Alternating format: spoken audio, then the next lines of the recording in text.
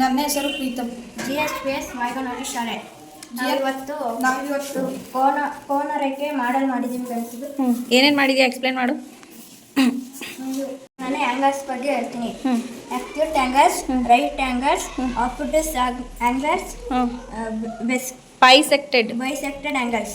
Angles ಅಂದರೆ ಇಲ್ಲಿ plural ಬರಬೇಕು, ಇಲ್ಲೆಲ್ಲ ಸಿಂಗುಲರ್ ಒಂದೊಂದೇ ಇದೆಯಲ್ವಾ. ಅಕ್ಯೂಟ್ ಆ್ಯಂಗಲ್ ಅಂದರೆ ಎಂತ ಕೋನ? ಹಾಂ. ರೈಟ್ ಆ್ಯಂಗಲ್ ಅಂದರೆ ಹಾಂ. ಆಮೇಲೆ ಅಬ್ಟ್ಯೂಸ್ ಆ್ಯಂಗಲ್ ಅಂದರೆ ಗುಡ್. ಬೈಸೆಕ್ಟೆಡ್ ಆ್ಯಂಗಲ್ ಅಂದರೆ ಅದು ಏನಕ್ಕೆ ಯಾಕೆ ಹಂಗಂದ್ರು? ಒಂದು ಕೋನ ರೇಖೆಯಿಂದ ಎರಡು ಸಮಭಾಗವಾಗಿದೆ. ಸೊ ಈ ರೇಖೆಯಿಂದ ಸಮಭಾಗಗಳಾಗಿದ್ದಾವಲ್ಲ ಅಲ್ಲಿ ಇದನ್ನು ಬೈಸೆಕ್ಟರ್ ಅಂತ ಹೇಳ್ತೀವಿ. ಇದು ಒಂದು ಆ್ಯಂಗಲ್ನ ಬೈಸೆಕ್ಟ್ ಮಾಡಿದೆ. ಸೊ ಇದು ಬೈಸೆಕ್ಟೆಡ್ ಆ್ಯಂಗಲ್ಸ್ ಅಂತ ಹೇಳ್ತೀವಿ. ಗೊತ್ತಾಯ್ತಾ? ಛೇದಕ ರೇಖೆ. ಈಗ ಹಂಗಾರೆ ಲಘು ಕೋನಗಳಿಗೆ ಒಂದೆರಡು ಎಕ್ಸಾಂಪಲ್ ಹೇಳ್ಬೋದಾ ನೀನು? ಇಂಗ್ಲೀಷಲ್ಲಿ ಡೆಫಿನೇಷನ್ ಬರ್ತಿದ್ಯಾ? ಗುಡ್. ಏನು ಬರ್ತಿದ್ಯಾ? Acute angle angle which is measuring less than 90 degree. Okay, more than 0. ಹೇಳು. ಹಾಕಿಲ್ಲ.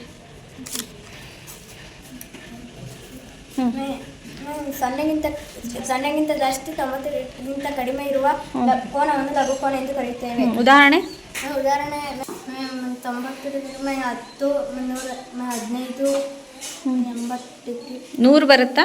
ಇಲ್ಲ. ನೆಕ್ಸ್ಟ್ ಹೇಳು. ನೆಕ್ಸ್ಟು ಇದು ಲಂಬ ಕೋನ. ಲಂಬ ಕೋನ ಯಾವಾಗಲೂ 90 ಡಿಗ್ರಿ ಇರುತ್ತೆ ಯಾವಾಗಲೂ. ಓಕೆ, ಎಕ್ಸಾಕ್ಟ್ಲಿ 90 ಇರಬೇಕು. ಜಾಸ್ತಿನೂ ಅಲ್ಲ, ಕಡಿಮೆನೂ ಅಲ್ಲ. ನೆಕ್ಸ್ಟು ಇದು ವಿಶಾಲ ಕೋನ. ಇದು 90 ಡಿಗ್ರಿಗಿಂತ ಜಾಸ್ತಿ ಇರುತ್ತೆ.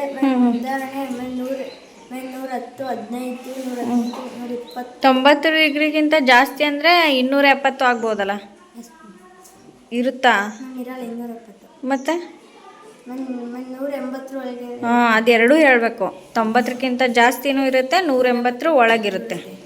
ಇಲ್ಲಿ ತೋರಿರೋದು ನೀನು 3 ರೀತಿದು, ಹೌದಾ? ಲಘು ಕೋನ, ಲಂಬಕೋನ ಮತ್ತು ವಿಶಾಲ ಕೋನ. ಇನ್ನು 3 ರೀತಿ ಕೋನಗಳನ್ನು ಹೇಳ್ಬೋದಾ? ಯಾವ ಥರದ್ದು? ಸರಳ ಕೋನವನ್ನು ಸ್ಟ್ರೈಟ್ ಇರುತ್ತದೆ, ಯಾವ 180 ಡಿಗ್ರಿ ಇರುತ್ತದೆ. ಮತ್ತು ಸರಳ ಅಧಿಕ ಕೋನ ಅಂದರೆ 180ಕ್ಕಿಂತ ಹೆಚ್ಚು 360 ಡಿಗ್ರಿ ಒಳಗಡೆ ಇರುತ್ತದೆ. ಅದು ಸರಳ ಅಧಿಕ ಕೋನ. ಪೂರ್ಣ ಕೋನ ಅಂದರೆ ಯಾವಾಗ 360 ಡಿಗ್ರಿ ಕೋನ ಇರುತ್ತದೆ.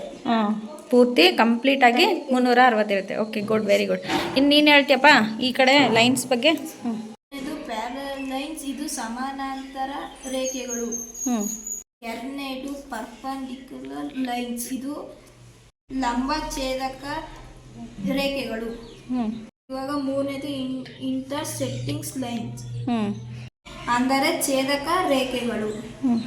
ಲಂಬವಾಗಿ ಛೇದಿಸುವುದರಿಂದ ಇವುಗಳನ್ನು ಲಂಬಛೇದಕ ಎನ್ನುತ್ತಾರೆ. ಈ ರೇಖೆಗಳು ಒಂದನ್ನೊಂದು ಛೇದಿಸಿದವೆ, ಅದಕ್ಕೆ ಇದನ್ನು ಛೇದಕ ರೇಖೆ ಎಂದು ಕರೆಯುತ್ತಾರೆ. ಇವೆರಡರ ವ್ಯತ್ಯಾಸ ಇದು ಲಂಬವಾಗಿ ಛೇದಿಸಬೇಕು, ಇದು ಲಂಬವಾಗಿ ಛೇದಿಸಬಹುದು, ಹಾಗೆಯೂ ಛೇದಿಸಬಹುದು. ಸೊ ಇವೆರಡರ ವ್ಯತ್ಯಾಸ ಏನಂದರೆ ಇದು ಲಂಬವಾಗಿಯೇ ಛೇದಿಸಬೇಕು, ಅದಕ್ಕಾಗಿ ಇದನ್ನು ಲಂಬ ಛೇದಕ ರೇಖೆಗಳಂತ ಹೇಳ್ತೀವಿ. ಯಾಕಂದರೆ ಇಲ್ಲಿ ಎಲ್ಲ ಕಡೆಯೂ 90 ಡಿಗ್ರಿ ಕೋನಗಳು ಉಂಟಾಗಿರ್ತವೆ.